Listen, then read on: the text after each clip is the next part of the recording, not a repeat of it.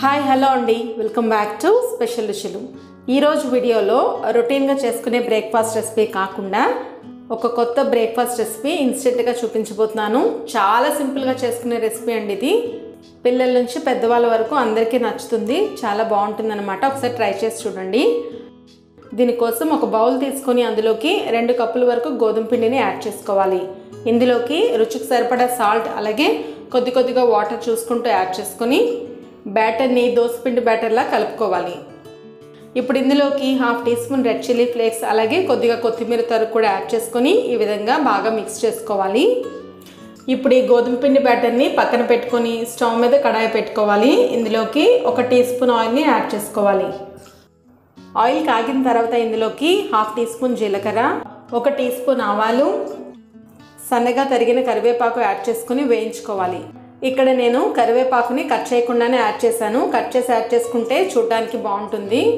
ఇప్పుడు ఇందులోకి 1 tea spoon మినప్పప్పు, 1 టీ స్పూన్ పచ్చిశనగపప్పు యాడ్ చేసుకుని వేయించుకోవాలి. ఒక మీడియం సైజ్ ఉల్లిపాయని చిన్న ముక్కలుగా కట్ చేసుకుని యాడ్ చేసుకోవాలి.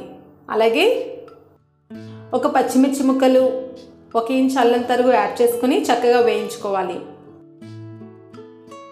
ఇప్పుడు ఇందులోకి చిన్నగా తరిగిన 1 మీడియం సైజ్ టొమాటో ముక్కలు యాడ్ చేసుకోవాలి. యాడ్ చేసుకుని ఈ టొమాటో ముక్కలు మగ్గేంత వరకు కుక్ చేసుకోవాలి.